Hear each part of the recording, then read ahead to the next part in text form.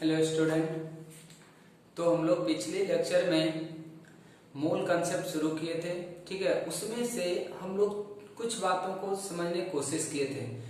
Atom क्या होता है, मॉलिक्यूल क्या होता है, ठीक है। तो उसी कड़ी में हम लोग आगे बढ़ते हुए थोड़ा सा और इसके बारे में बेसिक चीजें अभी जानते हैं। तो जो भी हम लोग पिछले लेक्चर में पढ़े हैं हम उसको रिपीट कर दे रहे हैं कि आपको क्या क्या चीजें याद रखना था, ठीक है। पहला, एटम का समझ हमें होना चाहिए था, ठीक है। तो एटम के लिए आपको क्या बताया गया था कि एटम जो था किसी भी एलिमेंट का सबसे स्मॉलेस्ट पार्ट था और इसको हम लोग रिप्रेजेंट करते हैं एलिमेंट के सिंबल से, ठीक है। इसको हम लोग किससे बच्चों रिप्रेजेंट करते थे, सिंबल से, ठीक है। एलिमेंट का जो सिंबल होता है उसी से हम लोग रिप्रेजेंट करते हैं। सिमिलरली एक आया था टर्म मॉलिक्यूल। तो मॉलिक्यूल के बारे में आपको क्या बताया गया था, तो कभी भी अगर क्वेश्चन में एटम लिखा हुआ रहे तो आप सीधा सा समझ जाएंगे कि किसी भी एलिमेंट का सबसे छोटा पार्टिकल है ये, ठीक है।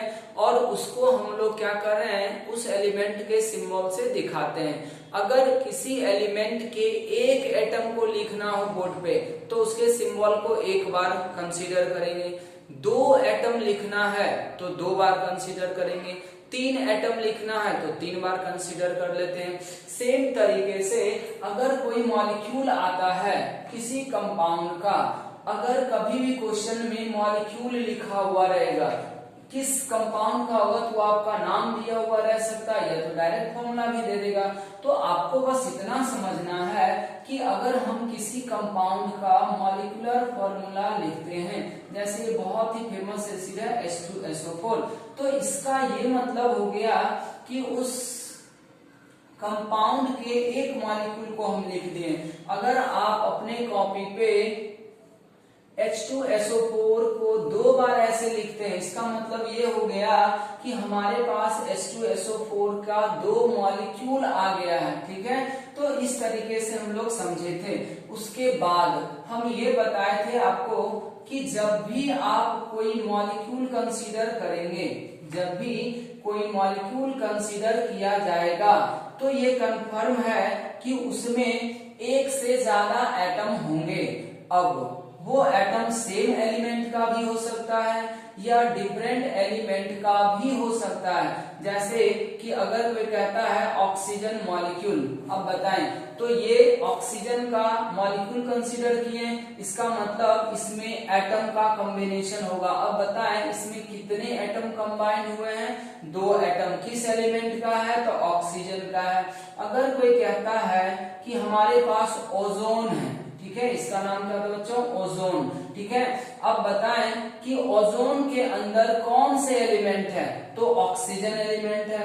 अब उस ऑक्सीजन एलिमेंट का कितना एटम है, तो इसको हम लोग क्या बोलेंगे, तीन एटम। इससे ये हमें पता चलता है कि अगर ऑक्सीजन मॉलिक्यूल बनाना है तो हमें दो ऑक्सीजन एटम का जरूरत पड़ेगा अगर एक मॉलिक्यूल बनाना चाहते हैं। तो अगर कोई ओजोन मॉलिक्यूल बनाना चाहता है तो उसके एक मॉलिक्यूल बनाने के लिए ऑक्सीजन का कितना एटम लग जाएगा, तीन एटम लग जाएगा।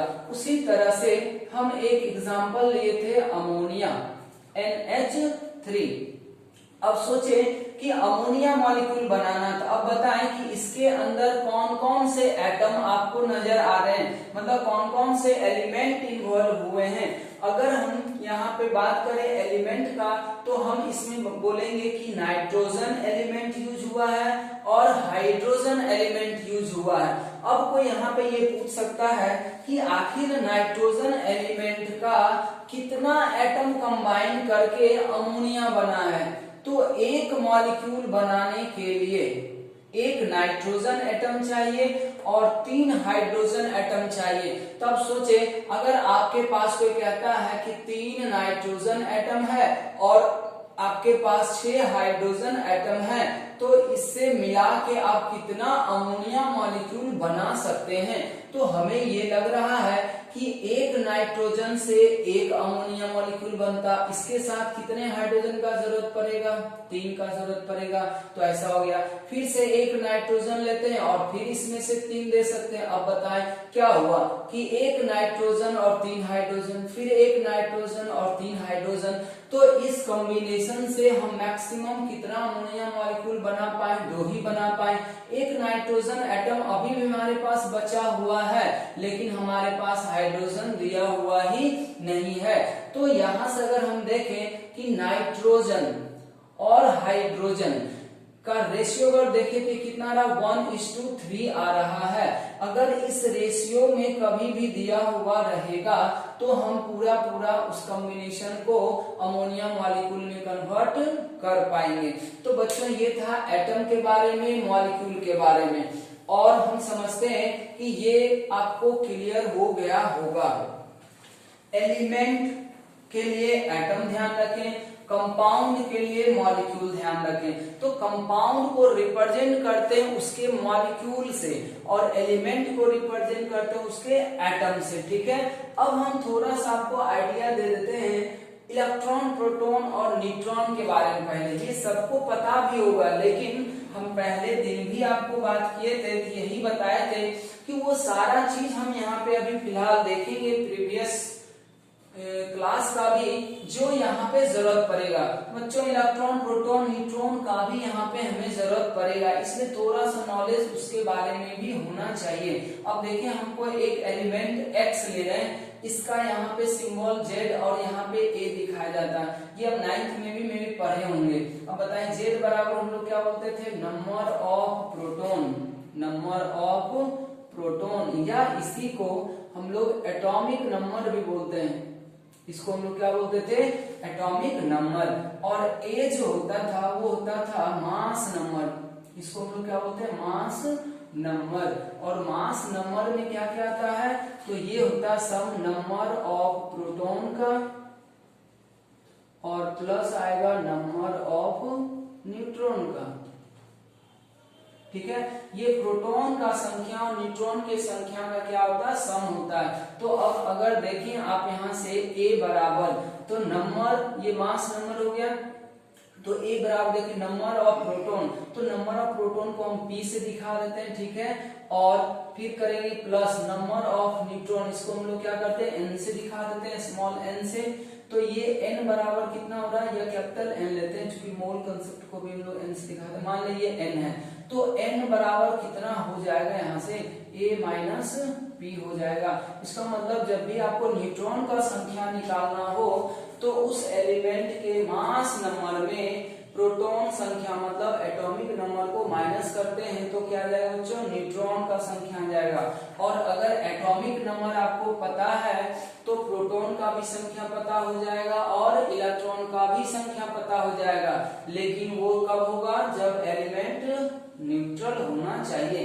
तो अभी हम फिलहाल ऐसे लिख रहे हैं, नंबर ऑफ प्रोटॉन बराबर एटॉमिक नंबर, ये तो हमेशा होता है, ठीक है। ये तो ऐसा गया। अब हम लोग थोड़ा सा चार्ज के बारे में भी पढ़ लेते हैं, चार्ज वाले स्पीशीज के बारे में पढ़ते हैं। जैसे माने कि एक एलिमेंट A है या कोई एलिमेंट X हम लोग ले लेते हैं और यहाँ पे लिख लें X क्या है हमारा, कोई भी एलिमेंट है, कोई भी एलिमेंट हो सकता है, ठीक है। अब बताएं X अगर एलिमेंट है तो इससे एक इलेक्ट्रॉन अगर कोई निकाल देता, ध्यान से देखें, एक इलेक्ट्रॉन निकालता है तो ये क्या बन जाएगा, X प्लस बन जाएगा। इसको बच्चों हम लोग क्या बोलते हैं, कैटायन बोलते हैं, ठीक है।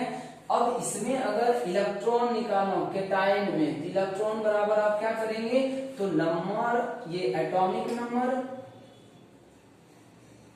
ये सब हम जल्दी जल्दी लिखना चाह रहे हैं तो ये सबको पता होगा, ठीक है। अब कैटायन है तो हम यहाँ पे ये लिखना चाह रहे हैं कि कैटायन वाले में इलेक्ट्रॉन का संख्या कैसे निकालेंगे, तो एटॉमिक नंबर में उसके चार्ज को क्या करना है, घटा देना, उसके चार्ज को क्या करना है, घटा देना, माइनस को चार्ज कर देना, तो वो आपको आ जाएगा कैटायन के पास इलेक्ट्रॉन। अब बताएं कि अगर हमारे पास ये X एलिमेंट है, इसमें हम एक इलेक्ट्रॉन को जोड़ देते हैं तो ये बन जाएगा एनायन, तो ये हो गया एनायन। अब सोचे किसी भी एनायन में इलेक्ट्रॉन निकालने के लिए आप क्या करेंगे, तो एटॉमिक नंबर में उसके चार्ज को क्या करेंगे, ऐड करेंगे। साइन नहीं लेना यहाँ पे, सीधा चार्ज, जैसे मान लीजिए -2 है तो 2 इलेक्ट्रॉन आप जोड़ दें, तो ये हो जाएगा चार्ज, विदाउट साइन ये सब है, ठीक है। तो इस तरीके से हम लोग कर पाएंगे। अब देखिए इसी से यूज करके हम आपको एक छोटा छोटा सवाल देते हैं, ताकि जब हम आगे क्वेश्चन करें ना तो ये सब आपको निकालने आए, ठीक है।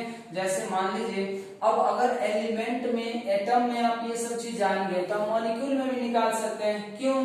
क्योंकि मॉलिक्यूल में भी कौन प्रेजेंट है, एटम ही तो प्रेजेंट है, तो हर एक एटम के लिए यही काम कर देंगे तो मॉलिक्यूल में भी आ जाएगा। जैसे देखें ये है सोडियम, सबको पता होगा कि सोडियम का अगर सिंबल हम लोग देते हैं तो सोडियम का सिंबल कितना हो जाएगा, 11। क्योंकि यहाँ एटॉमिक नंबर लिखते हैं, ऊपर क्या लिखते हैं, मास नंबर। मास नंबर तो खैर आगे हम लिख देंगे आपको कुछ कुछ, लेकिन एटॉमिक नंबर कम से कम 1 से 20 तक सबको याद होना चाहिए। कम से कम की हम बात कर रहे हैं, ज्यादा जितना याद कर ले, लेकिन 1 से 20 तक सबको याद होना चाहिए था, क्योंकि 10th में 1 से 20 तक एलिमेंट आ सकते हैं और आते भी हैं, वहां तक सबको याद भी होता है। अब सोचिए अगर कोई इसमें कहता है इलेक्ट्रॉन बताइए तो कितना आंसर करेंगे, 11।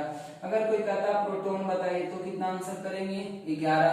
क्योंकि अभी इलेक्ट्रॉन देखें, एटॉमिक नंबर प्रोटॉन के इक्वल हो जाएगा हमेशा, इलेक्ट्रॉन पे कभी कभी फर्क पड़ सकता है, न्यूट्रल हुआ तो दोनों इक्वल ही होंगे।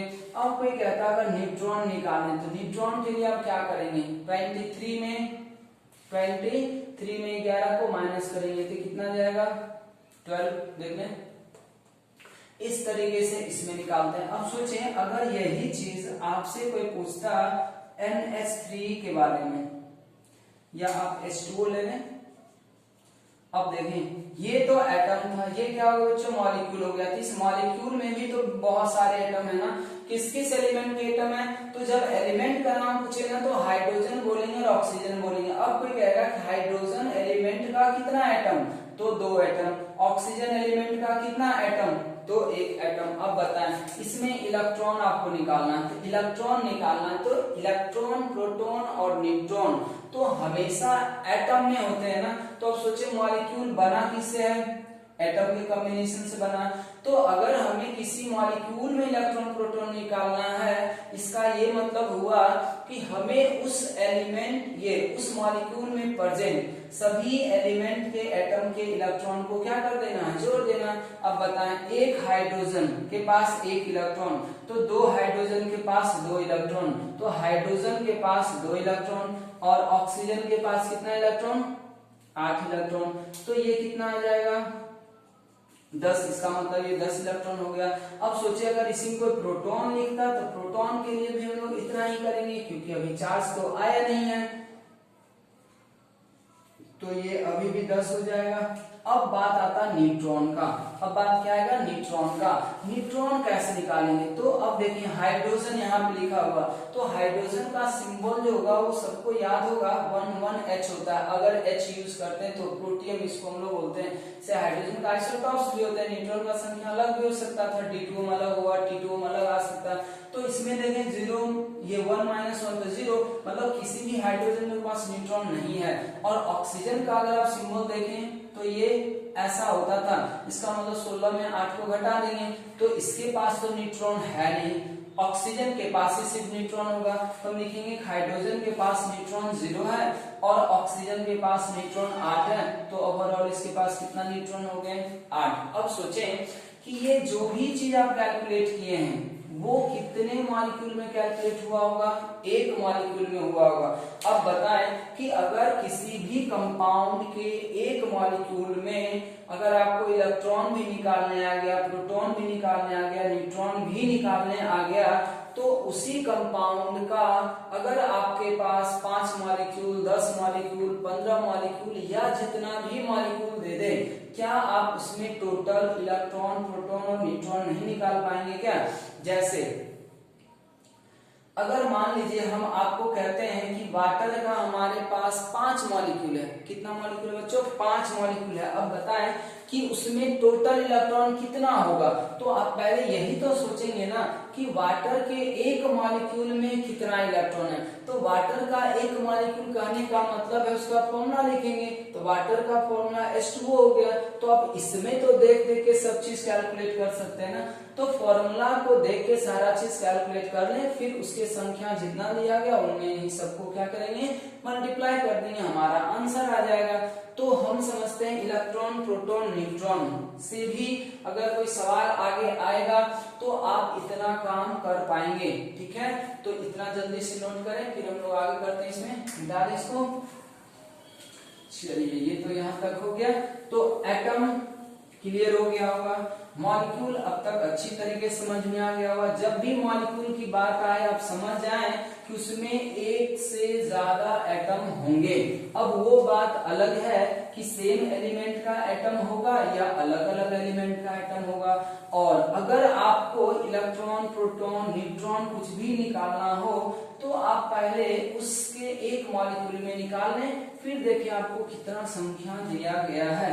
और चार्ज वाले में भी आप कर सकते हैं, जैसा हम एक एग्जांपल देना चाह रहे हैं। शायद ये आयन के बारे में सबको पता होगा, इसको हम लोग क्या बोलते हैं, अमोनियम आयन, ठीक है। इसका नाम क्या होता है, अमोनियम। देखिए ये सब अगर चीज आपको क्लियर होता चला जाएगा तो मोल कंसेप्ट जब हम लोग शुरू करेंगे, जस्ट अब शुरू ही होगा, ठीक है, तो उसमें हमारे क्वेश्चन में बहुत ज्यादा दिक्कत नहीं आने वाला बच्चों। यही सब चीज अगर आपको नहीं याद होगा या निकालने नहीं आता, फिर मोल कंसेप्ट का सवाल बनाने में भी आपको क्या होगा, परेशानी हो सकता है। तो इसीलिए हम कोशिश कर रहे हैं कि आपका पहले का जो जो बेसिक चीज है वो आपको जानकारी दे दिया जाए। अब सोचें, इसमें देखिए इलेक्ट्रॉन निकालना है, केटायन आ गया, तो केटायन में इलेक्ट्रॉन निकालने क्या तरीका होता है, हम क्या बताएं। पहले देखिए ये तो मॉलिक्यूल है ना, ये भी क्या मॉलिक्यूल है, न्यूट्रल मॉलिक्यूल नहीं है बल्कि कैटायनिक मॉलिक्यूल है। तो इसमें नाइट्रोजन का एक एटम, हाइड्रोजन का 4 एटम। तो अब बताएं नाइट्रोजन के पास कितना इलेक्ट्रॉन होना चाहिए था, 7 इलेक्ट्रॉन। 4 हाइड्रोजन है तो कितना, 4। और इस पूरे में हम माइनस कितना कर देंगे, 1। क्यों माइनस कर रहे हैं, क्योंकि इसके ऊपर चार्ज दिया हुआ। तो अब बता दें ये कितना आ जाएगा, 10 इलेक्ट्रॉन।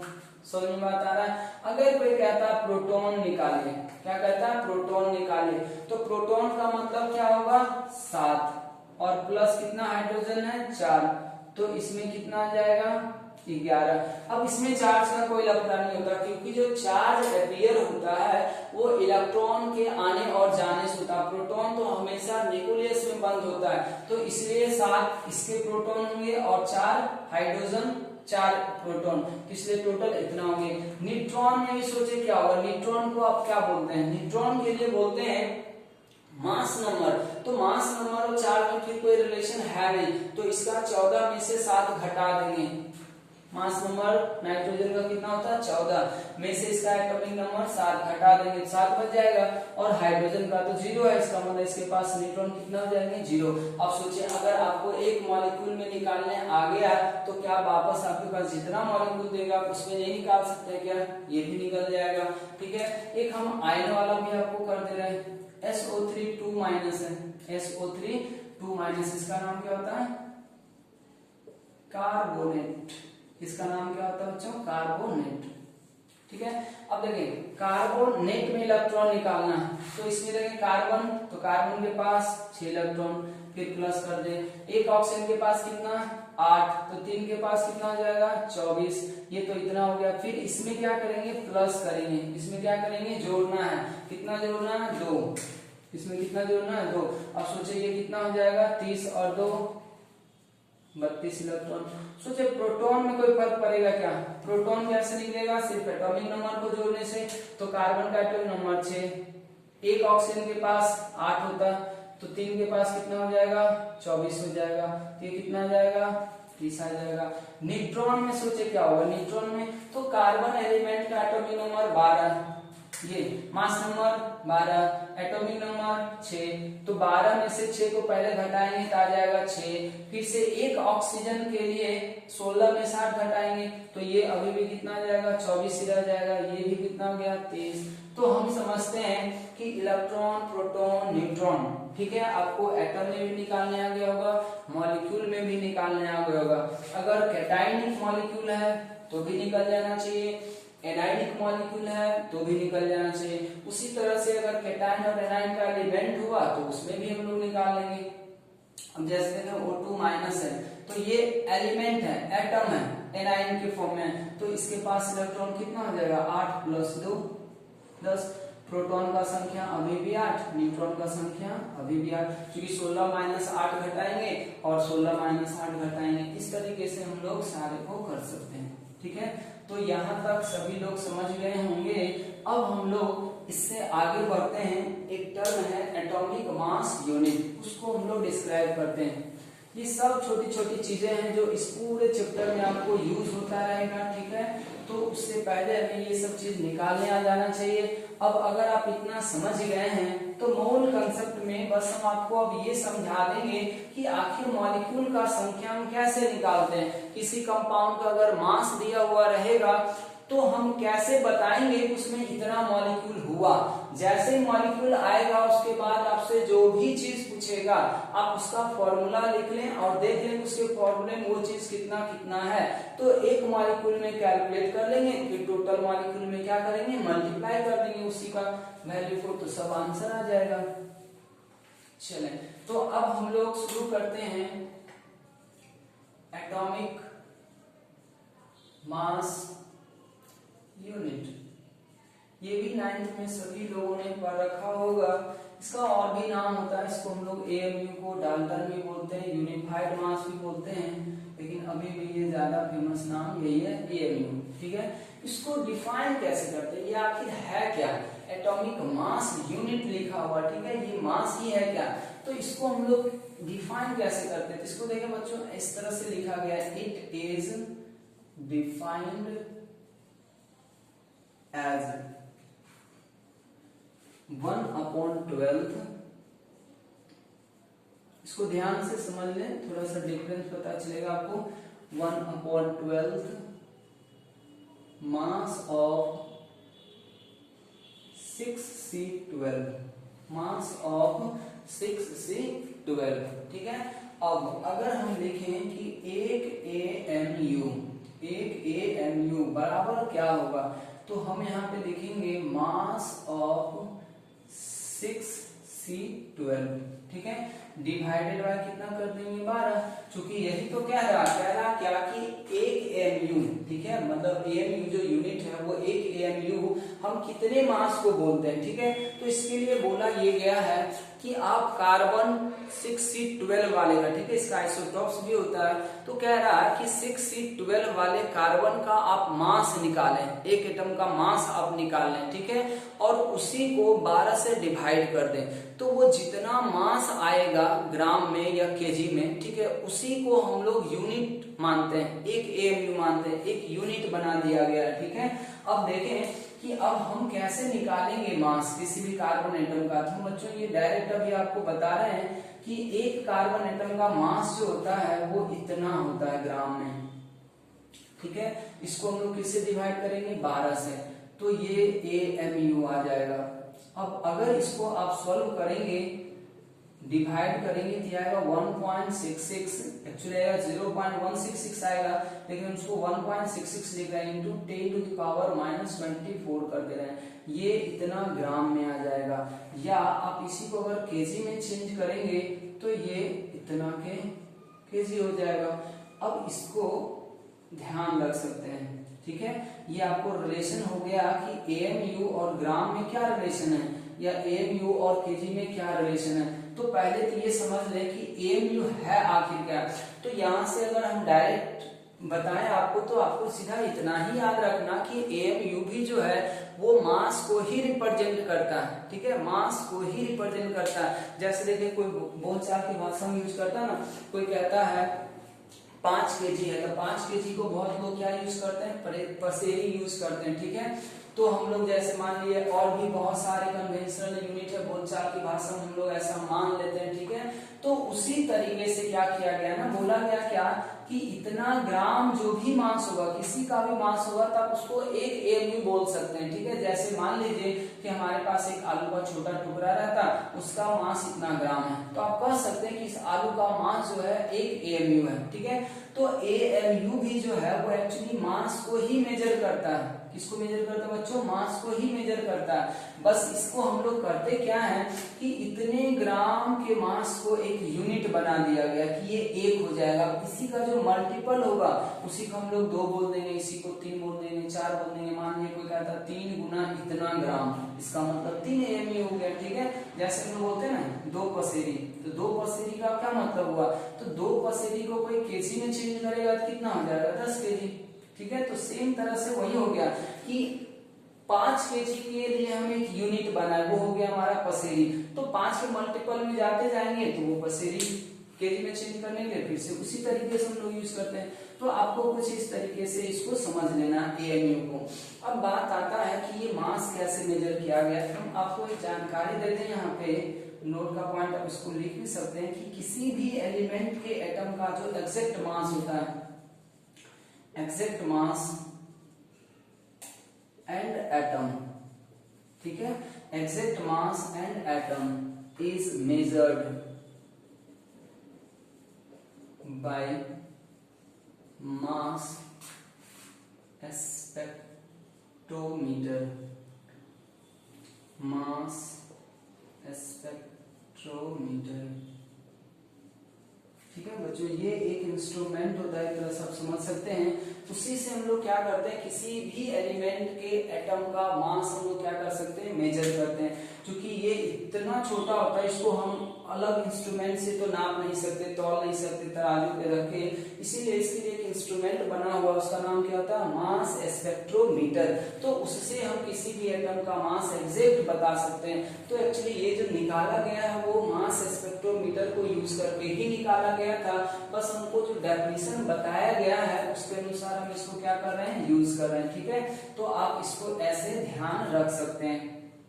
अब इसी से रिलेटेड टर्म आएगा एटॉमिक मास। देखिए ये है एटॉमिक मास यूनिट। अब इसी से रिलेटेड टर्म हम लोग क्या पढ़ेंगे, एटॉमिक मास। तो ये पहले आप इतना याद रख लें, इसको आप याद भी रख सकते हैं। इसी चीज को जब हम मोल स्टार्ट करेंगे तो आप देखेंगे कि ये एवोगाड्रोस नंबर एक होता है, उसके टर्म में भी हम एक AMU को रिप्रेजेंट कर पाएंगे। फिलहाल तो आप अभी इतना याद रखें, एक AMU का जो डेफिनेशन है उससे हम अभी ये निकालें। इसको बाद में हम लोग एवोगाड्रोस नंबर के टर्म में कन्वर्ट भी करेंगे। इसको मिटाते हैं।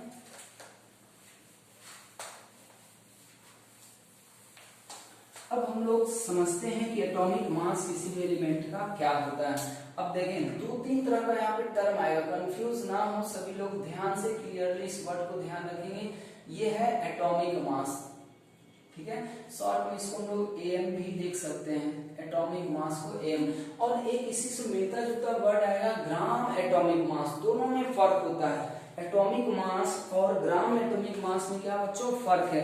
एक तो डेफिनेशन में होता है कि एक्चुअल एटॉमिक मास ही है, जब एटॉमिक मास को ही हम ग्राम में रिप्रेजेंट करते हैं। जैसे आपको अभी हम बता दिए ना कि कोई भी मास को AMU में भी लिखा जा सकता है, ग्राम में भी लिखा जा सकता है। तो जब हम किसी भी मास को, किसी एटम के मास को AMU में लिखेंगे तब वो क्या कहलाता है, उसका एटॉमिक मास कहलाता है, एक एटम के मास को, ध्यान रखें। और अगर हम उसी मास को फिर ग्राम में चेंज कर देंगे तो वो मास हो जाएगा, वो ग्राम एटॉमिक मास होता है। तो अब ग्राम एटॉमिक मास का जहां भी डेफिनेशन देखेंगे तो आपको यही लिखा हुआ मिलेगा कि एटॉमिक मास को ही जब हम ग्राम में रिप्रेजेंट कर देते हैं तो वो कहलाता है ग्राम एटॉमिक मास। तो एक्चुअली एटम का जो मास होगा उसको हम लोग क्या बोलते हैं, एटॉमिक मास। तो हम लोग पहले एटॉमिक मास समझते हैं, फिर ग्राम एटॉमिक मास समझेंगे। अब जैसे देखिए यहाँ पे क्या कह रहा है कि एटॉमिक मास को हम लोग कैसे डिफाइन कर सकते हैं,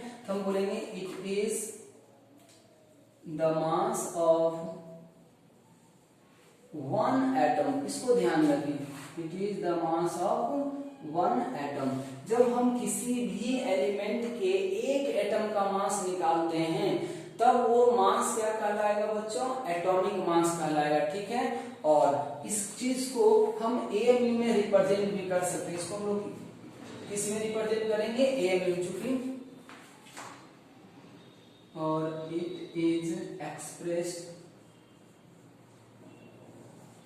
expressed in AMU। Atomic mass हमेशा एक एटम का मास होगा, ये याद रहे, ठीक है। जैसा कि हम एग्जांपल अगर यहाँ पूछे ना, कहता है कोई कि एटॉमिक मास ऑफ मानिए 6C12 को पूछता है तो आप कितना बोलेंगे, 12 AMU, 12 AMU। अगर आपसे कोई पूछे कि एटॉमिक मास ऑफ हाइड्रोजन तो आप कितना बोलेंगे, 1 AMU। इसी तरीके से हम लोग एटॉमिक मास को लिखते हैं। अब ग्राम एटॉमिक मास बच्चों हम आगे समझेंगे, जब मोल स्टार्ट करेंगे तब आपको वहां से पता चलेगा, ठीक है। क्योंकि वो जो है ना, वो एक एटम का मास नहीं होता, बल्कि वो 1 मोल एटम का मास हो जाएगा। तो पहले आप एटॉमिक मास समझ लें, छोटा सा टर्म है, सीधा सीधा आपको ये याद रखना कि एक एटम के मास को, ठीक है, उस एलिमेंट का एटॉमिक मास बोला जाएगा। और एटॉमिक मास को हमेशा AMU में रिप्रेजेंट करना है। अब सोचें, अगर आपसे कोई कहता है कि कार्बन 12 का एटॉमिक मास 12 AMU है तो कितना ग्राम होगा, क्या आप ग्राम नहीं बता सकते? अभी आपको हम बता रखें कि 1 AMU बराबर कितना ग्राम। तो अब जब इसको उस फैक्टर से मल्टीप्लाई कर देंगे तब ये अब एटॉमिक मास नहीं रह जाएगा, बल्कि वो क्या हो जाएगा, ग्राम एटॉमिक मास हो जाएगा। और ग्राम एटॉमिक मास एक एटम का मास नहीं होगा, वो आगे आपको समझ आएगा। तो फिलहाल आप अभी एटॉमिक मास पे फोकस करें, ठीक है। दूसरा इसी से रिलेटेड टर्म एक आएगा, मॉलिक्यूलर मास। मॉलिक्यूलर मास, या इसको बहुत लोग मोलर मास भी बोल सकते हैं, मोलर या नहीं, मॉलिक्यूलर मास, मोलर मास वापस भी एक मोल का हो जाएगा, ये आ जाएगा MM। इसको हम लोग शॉर्ट में क्या बोल सकते हैं बच्चों, MM। अब देखें, ये मॉलिक्यूलर मास है, वहां एटॉमिक मास था तो एक एटम का मास, मॉलिक्यूलर मास है तो एक मॉलिक्यूल का मास, तो हम इसको शॉर्ट में लिख दे रहे हैं मास ऑफ 1 मॉलिक्यूल। लैंग्वेज तो आप लोग खुद से भी बना सकते हैं, छोटी छोटी बातों बस में ध्यान रखना। देखें, मास ऑफ 1 मॉलिक्यूल, ठीक है, एक मॉलिक्यूल का मास है, मास ऑफ 1 मॉलिक्यूल। इसको ध्यान दें, दोनों में फर्क ये होता है, जब आप किसी का ग्राम में रिप्रेजेंट कर देते हैं एटॉमिक मास को तो वो एक मॉलिक्यूल या एक एटम का मास नहीं रह जाता है। जब आप एक AMU लिखते हैं, AMU में रखेंगे तब वो उसका क्या कहलाएगा, मॉलिक्यूलर मास कहलाएगा। ये भी किसमें रहेगा, इन AMU, ठीक है। अब जैसे हम यहाँ पे आपको एग्जांपल देने की कोशिश करते हैं। अब जैसे देखें कि अगर यहाँ पे कोई लिखता है कि मॉलिक्यूलर मास ऑफ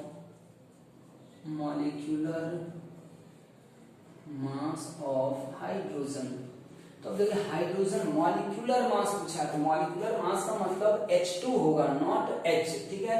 जब एटॉमिक मास पूछेगा तो वो एटम के बारे में होगा, मॉलिक्यूलर मास मॉलिक्यूल का होता है। तो हाइड्रोजन मॉलिक्यूल कैसा होता है, H2 के फॉर्म में होता है ना। तो अब बताएं कि इसका कितना हो जाएगा, 2। एक हाइड्रोजन के लिए 1 हुआ तो 2 हाइड्रोजन के लिए कितना हो जाएगा बच्चों, 2 हो जाएगा। उसी तरह से AMU में लिखेंगे, इसको हम किस में लिखेंगे, AMU। जब भी आप एटॉमिक मास लिखते हैं या मॉलिक्यूलर मास लिखते हैं तो वो हमेशा AMU में आएगा, क्योंकि ये भी तो मास ही है ना, लेकिन उसका यूनिट अलग है। हम AMU में लिखते हैं। जैसे मान लीजिए कोई 10 kg बोलता है तो वो भी उतना ही मास को रिप्रेजेंट करा, कोई उसको पसेरी बोलता है तो 2 पसेरी बोलता है। तो इसी तरीके से AMU और ग्राम दोनों में रिलेशन हम लोग बाद में देख लेंगे, ऐसे तो वो वैल्यू याद रखेंगे तो रिलेशन भी है, लेकिन NA के टर्म में भी उसको हम लोग देखेंगे। सिमिलरली अगर आपसे कोई पूछता है मॉलिक्यूलर मास ऑफ N2, अब इसको देखिए कितना करेंगे, 14 होता है 1 का, तो 2 का कितना हो जाएगा, 28। ये किस में आ जाएगा, AMU में आ जाएगा। किस में आ जाएगा बच्चों, AMU में आ जाएगा। तो ये 2 टर्म हो गया। अब इसी से रिलेटेड टर्म एक आएगा, relative atomic mass. Relative atomic mass, इसको आप RAM से भी डिनोट कर सकते हैं, रिलेटिव एटॉमिक मास। अब देखिए रिलेटिव एटॉमिक मास का सीधा सा मतलब क्या होता है, ऐसे तो डेफिनेशन इसका लिखा जा सकता है, लेकिन हम जल्दी से इसको समझ लेते हैं। डेफिनेशन इसका बहुत ज्यादा जरूरी नहीं है, ठीक है। रिलेटिव एटॉमिक मास का मतलब ये होता है कि कि मास ऑफ एटम, अब जिसके लिए निकाल रहे हैं, जैसे मान लिया हाइड्रोजन के लिए निकालते हैं हाइड्रोजन का लेते हैं, सोडियम के लिए निकालते हैं रिलेटिव मास तो सोडियम का लेते हैं, ठीक है। मास ऑफ एटम किसी भी एलिमेंट का हो सकता है, जिस एलिमेंट का रिलेटिव मास निकाल रहे हैं, तो मास ऑफ एटम हो गया डिवाइडेड बाय, हम क्या करते हैं पता है, 1/12 मास ऑफ 6C12, ठीक। अब यहां से देखिए अगर, तो कोई इसको क्या कर सकता है, रिलेटिव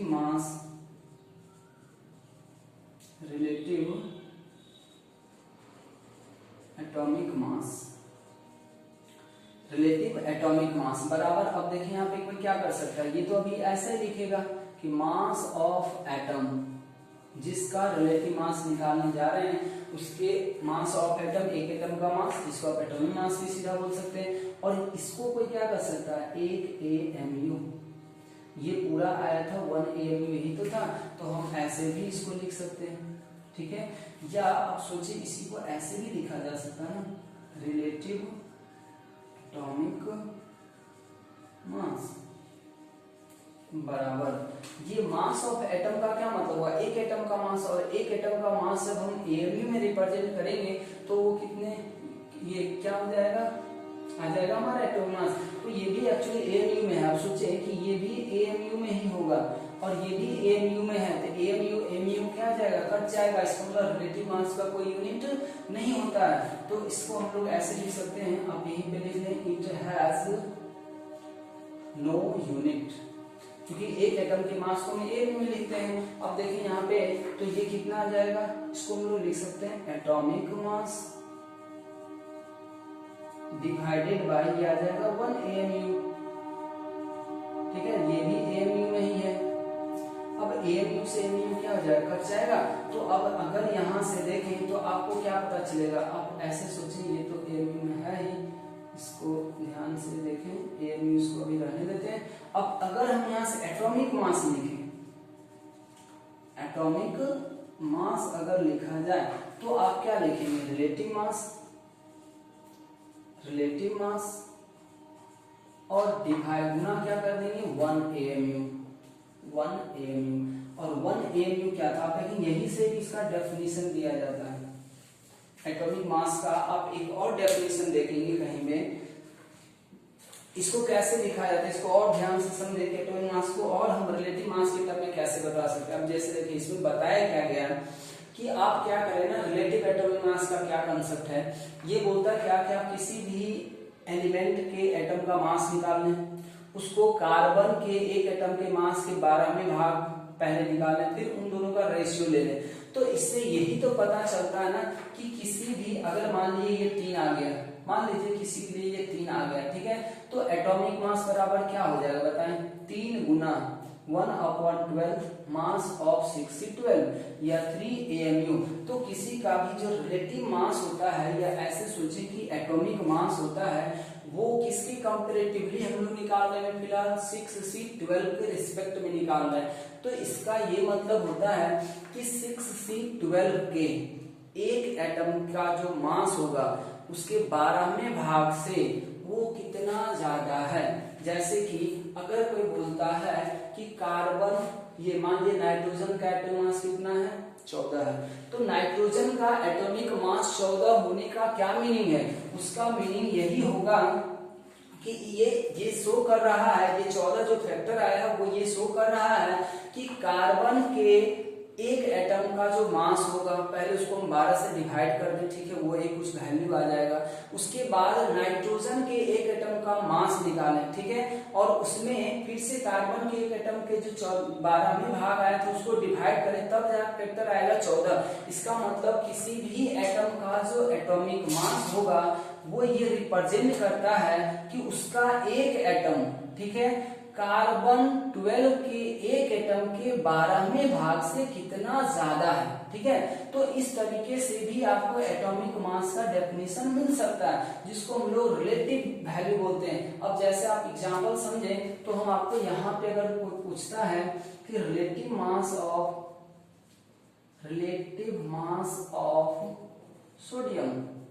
सोडियम का रिलेटिव मास कितना है, तो आप सिर्फ बोलेंगे 23, ठीक है, आप सिर्फ क्या बोलेंगे 23, क्योंकि इसका कोई यूनिट है नहीं। और ये 23 क्या इंडिकेट कर रहा है बच्चों, ये इंडिकेट कर रहा है कि सोडियम के एक एटम का जो मास है, ठीक है, वो कार्बन 12 के एक एटम के मास के 12वें भाग से 23 गुना ज्यादा है, ठीक है। इस तरीके का वर्ड यहाँ पे यूज होता है।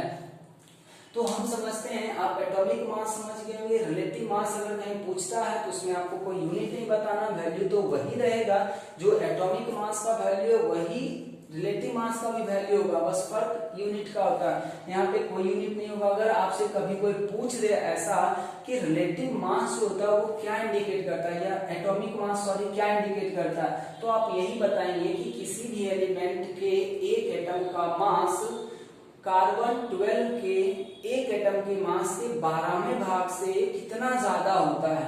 हर एक एलिमेंट का एटॉमिक मास यही रिप्रेजेंट करता है।